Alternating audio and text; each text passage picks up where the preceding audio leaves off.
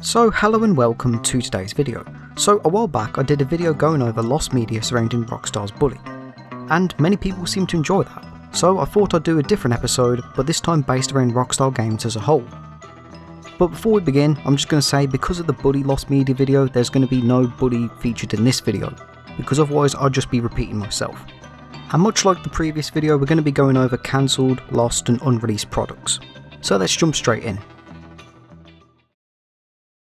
Very interestingly, in April 2018, long before Red Dead Redemption 2 itself even released, strange listings started appearing all across the internet, on places like Amazon and Barnes & Noble, detailing a book called The Art of Red Dead Redemption 2. So it's clear something was happening with Red Dead Redemption 2 and an art book. The listing stated it was supposed to be released on October 30th and was priced at around $27 and would have had an astounding 208 pages worth of Red Dead Redemption 2 art. This was interesting for a variety of different reasons, because Rockstar had previously released an art book for GTA 4 and they were going to do an art book in 2010, which they cancelled. So it had people excited, and according to the information available, the book was going to be handled by Rizzoli International Publications. The official description stated, "The Art of Red Dead Redemption 2 is the visual companion to Rockstar Games' highly anticipated game release, and it's a peek behind the curtain of Rockstar Games and its intensely guarded approach to the creation of the lush, Old West open world gameplay. A first for the secretive company, Rockstar Games has released storyboards and behind the scenes inner workings of the game's creation, with a mix of detailed original art, concept art, storyboards, character studies, sketches and actual screen grabs of the end result." Many Red Dead Redemption fans were understandably very excited for this, and many were keeping their close eye on this so they could pre-order the book. October 2018 was looking to be a very good time to be a Red Dead Redemption fan. New game coming out, art book to go with it, you can't really go wrong. However, October 30th came and went, the book never released. Some people claimed the book was delayed until February 26, 2019. I'm not sure where this guy got it from. I'm not sure if the listings were updated or if he just made this up, but again, February 26th came and went, nothing happened. The writing was on the wall, the book was never going to come out, and the book was quietly removed from all listings. The majority of traces of this book now lead absolutely nowhere, much to the frustration of many Red Dead Redemption fans. The original Amazon URL, for example, has been scrubbed to a default description and claims it's releasing on January 2nd, 2079. A very fat chance that will ever happen.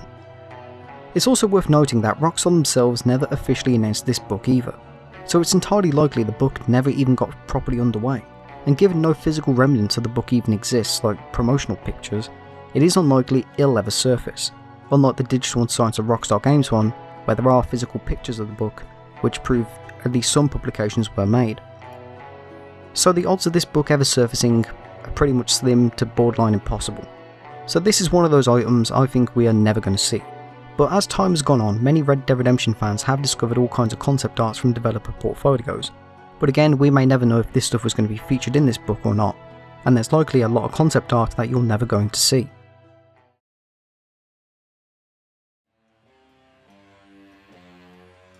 Shortly around the release of Grand Theft Auto 5 in 2013, prominent former Rockstar associate Lazlow Jones, who often portrayed himself and even wrote many of the radio stations across the GTA series from GTA 3 to 5, made an appearance for a special show on the UK radio station Absolute Radio.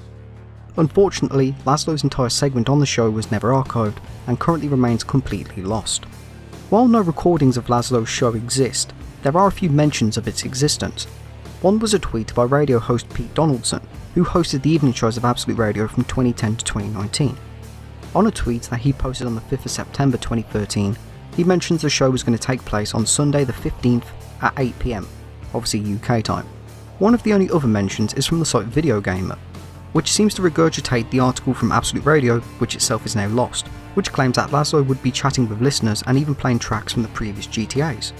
Which makes me believe this was possibly a bit of a live performance of what Lazlow is best known for in GTA. Because, prior to GTA 5, he was only a radio host. There's only one other brief mention I found, which said that Lazlow mentioned GTA 5 took over 5 years to make on the show. But other than those brief mentions, there are absolutely no traces of Lazlow's appearance on Absolute Radio.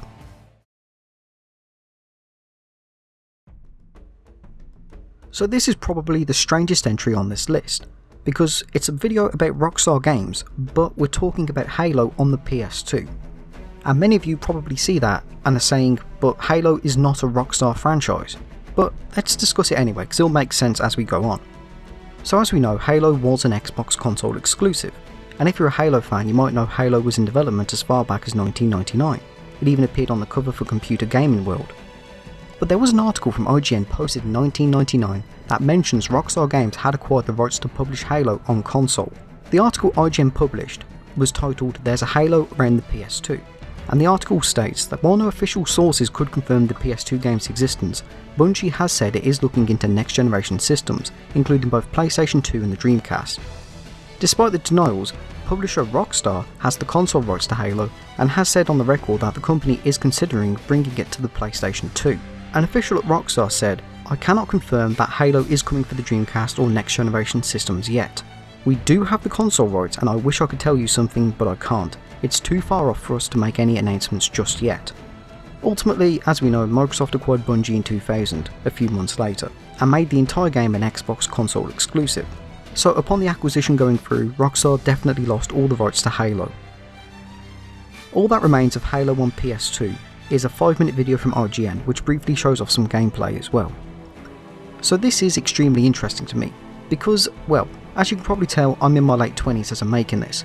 So Halo to me has always been so strongly associated with Xbox that I can't imagine anybody else publishing Halo, let alone Rockstar.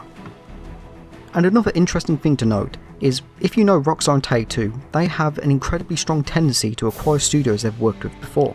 So there is an actual possibility that had Rockstar published Halo on PS2, they may have been acquired by Take-Two.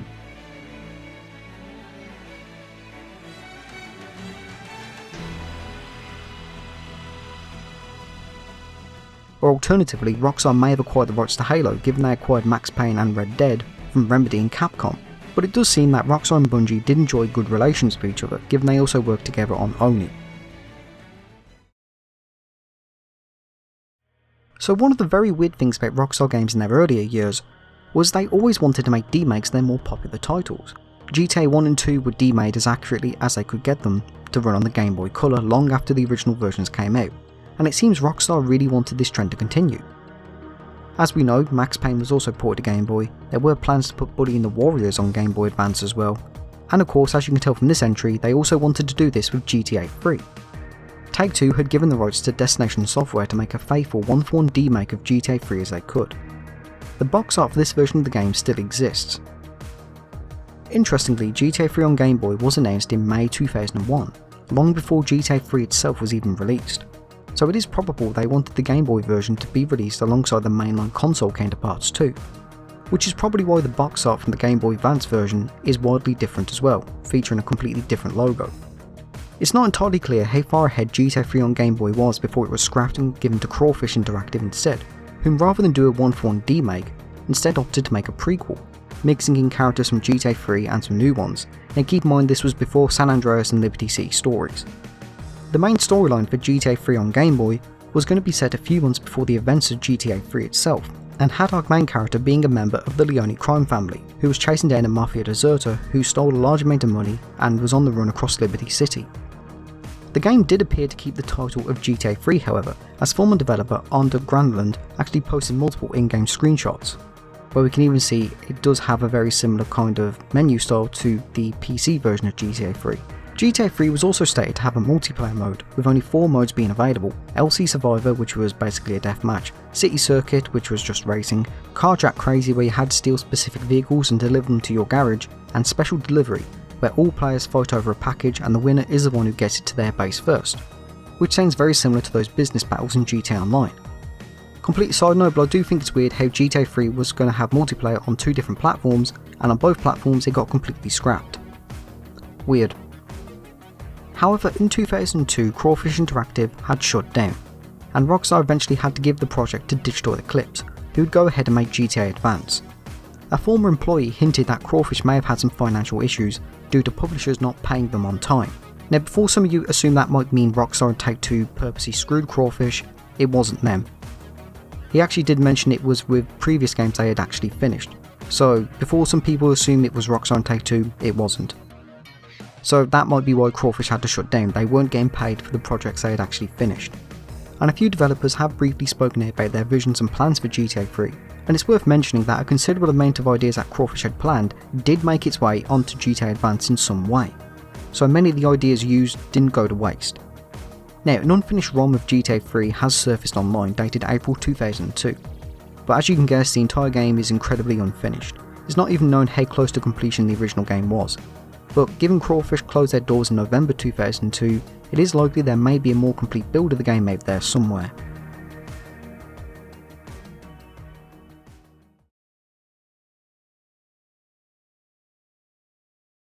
The late 90s and the early 2000s were a very weird time in gaming. Any popular TV show or movie were having their rights snatched up and having game adaptations made of them. And there was a time when Rockstar Games had actually acquired the rights to develop games based on the Austin Powers franchise, arguably at the peak of the movie's popularity. As in 2000, Rockstar had published Austin Powers Oh Behave and Welcome to My Underground Lair on the Game Boy Color. Unfortunately, these games were crap, let's put it politely. They were basically PC simulators with some minigames thrown in. They really weren't well received at all. However, Rockstar were planning on doing more with the Austin Powers license because they were making an Austin Powers kart racer called Austin Powers Mojo Rally for the Sega Dreamcast in 2000. It's claimed Rockstar went with the Sega Dreamcast because the racing genre was already so popular on other platforms. Nintendo had Mario Kart and PlayStation had Crash Team Racing, but the Dreamcast was sorely underrepresented in the kart racing department. It is claimed that the kart racer was going to feature most of the cast from the movies, and there would be 15 courses, all of which would be based around iconic scenery from the films as well. Tracks they specifically mentioned were London, Las Vegas, Dr. Evil's lair, and the moon. Characters also had their own unique special weapons, which were unique abilities to certain characters. For example, Fat Bastard could fart on whoever was behind him, and you could also do stunts, likely a similar thing to what you can do in Mario Kart. The soundtrack to the game was also going to be around 17 minutes long and was supposedly groove inspired as well, obviously to complement the main film soundtrack. However, the composer for the soundtrack remains completely unknown even to this day. There was also some very heavy conflicts in development, it appears, since one of the developers mentioned they were really trying to go for that E for everyone rating for Austin Powers, a series which leans very heavily into sex jokes.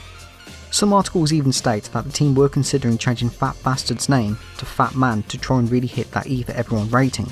The game was stated to be released in July 2000 for America and Britain at a later date. However, the game was delayed until Q4 2000 and then just never heard of again. GameSpot did make an article claiming the game was going to be remade for the PlayStation 2, but nothing ever happened with that. And while no playable builds of the game have ever leaked, some resources from the game have, such as character models, which give us an idea to what the art style was going to be like. These were also featured in magazine articles, developer portfolios, and of course the cover art for the game itself. So it is very likely there is a playable build of the game out there somewhere, but we just don't know yet.